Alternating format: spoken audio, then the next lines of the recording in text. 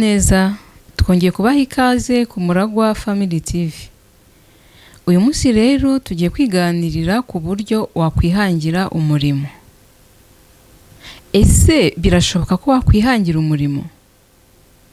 Ni ibintu abantu batumva kimwe kuko ku ruhande rumwe biragoye ariko no ku rundi biroroshye.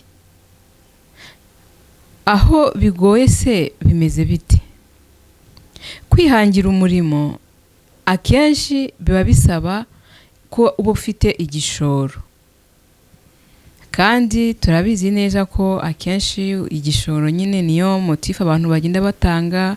Rwose ngiye nakora ibi n'ibi ariko nta mafaranga mfite, nakora ibi n'ibi ariko nta mafaranga mfite. Ariko mu by'ukuri gutangira kwikorera nta mafaranga ari fixe bisaba. Ntekereza ko ayo waba ufite yose bitewe n'ikintu ushaka gukora, ahubwo niho wamenya ngo ndakoresha amafaranga angana gute. Aho ngaho rero ku gishoro niho usanga abantu benshi bahuriza hamwe bavuga ko ibintu bitoroshye. Ahandi navuga ko byoroshye, wowe niba ubona ko ushaka gukora ikintu runaka, banza mbere na mbere utekereze ndashaka gukora iki. Kuko ushobora kuba ufite amafaranga ariko udafite icyo wayakoresha. Mbere na mbere tekereza ikintu ushaka gukora. Icya kabiri utekereze ndagikorera he. Icya gatatu nzagikora ryari. Icya kane biransaba iki, n'ubuhe bushobozi bisaba. Kuko ubushobozi ntabwo byose tubibara mu mafaranga.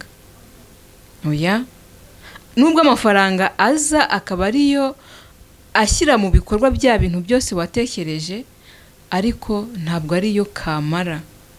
Kuko ushobora kuba ufite amafaranga ariko udafite icyo yakoresha, yaba akumariye iki?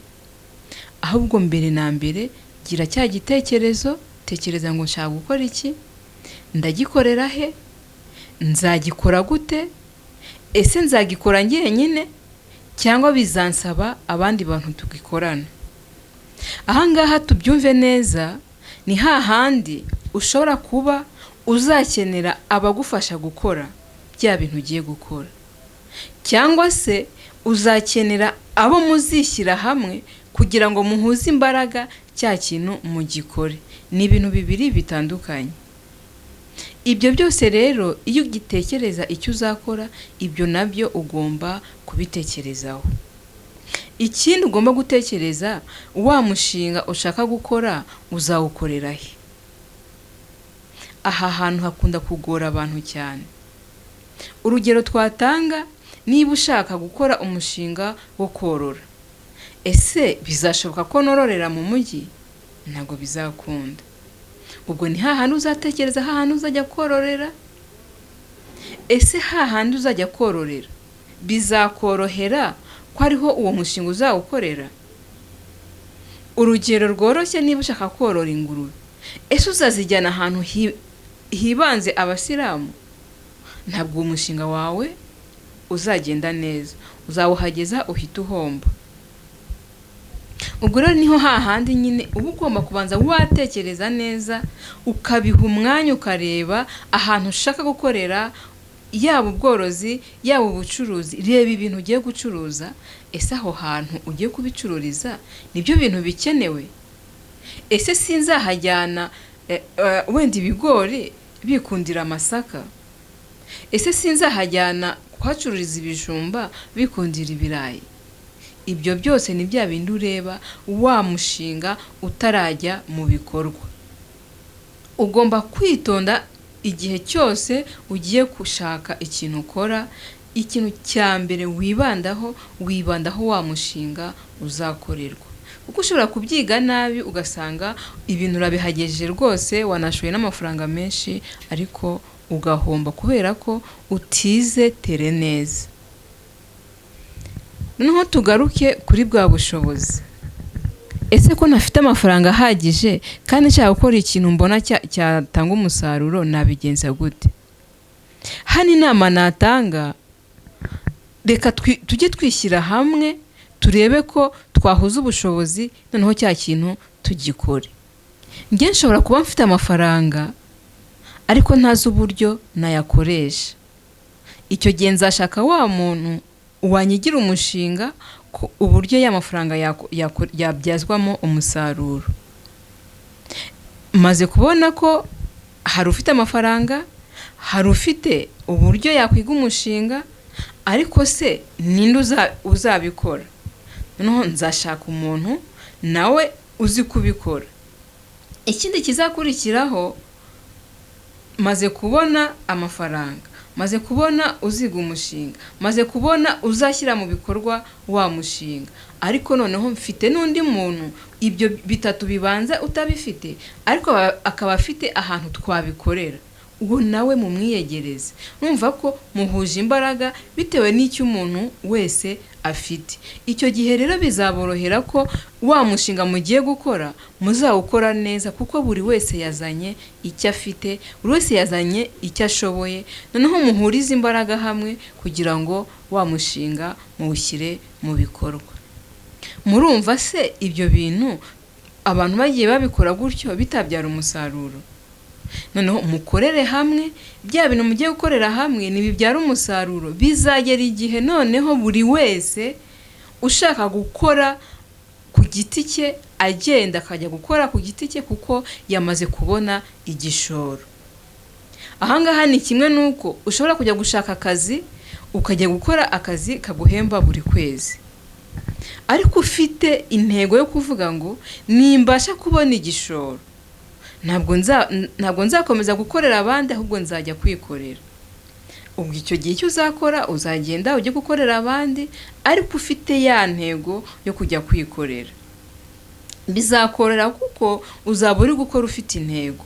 None umara kubona ubushobozi uzagenda usezera umukoresha wawe umubwira ati twabanye neza ariko ntabwo bikunze ko dukomezanya, nanjye ngiye gushakira ubuzima ahandi. Urumva ko nacyo ni ikindi gitekerezo cyiza. Ikindi ni twagiye tubigarukaho mu biganiro byashize muri kwa kwizigamira. Ushobora kuba uri gukorera umuntu ukizigamira uvuga ngo nyuma y'imyaka 2, nyuma y'umwaka n'igice, cyangwa se nyuma y'umwaka natangira umushinga wanjye mutoya nkaba ntagikorera abandi njye kwikorera. Ibyo byose ni kwa kugira intumbero, ibyo byose ni kwa kugira ya ntego yo gushaka kwikorera kugira ngo ureke gukorera abandi. Ahangaha rero numva ko rwose birashoboka ko amafaranga waba ufite ayo ariyo yose mushobora kwishyira hamwe mugakora ikintu gikomeye, mushobora kwishyira hamwe mugakora ikintu kizatuma mu gihe runaka ubasha kwikorera wowe ubwawe, cyangwa se niyo mwakomezanya ariko muba mufite intego mushaka kugeraho. Wose urumva kwikorera hari ikibiruta?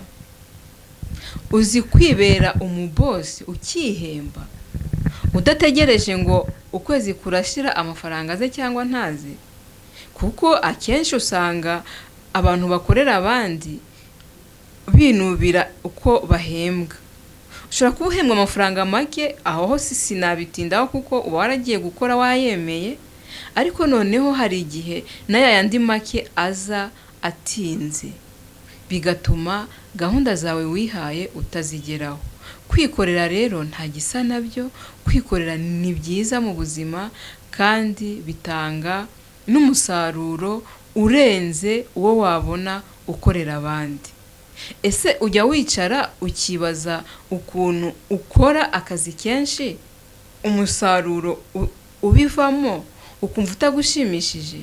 Noneho ibaze za mbaraga zawe uri kuzikora mu bintu byawe, inyungu yose izaza ari iyawe. Nta kintu gishimisha nko kwikorera. Icyo nashishikariza abantu ni ukugira intumbero yo kwikorera, kuko bitanga umutuzo, bitanga umusaruro, mbese nta gisa nabyo. Nawe tubwire uko ubyumva, kuko ibi ni ibitekerezo byanjye bitavanaho ibyawe. Tubwire uko ubyumva, tubihurize hamwe, turebe icyagira akamaro aricyo dukora. murakoze cyane.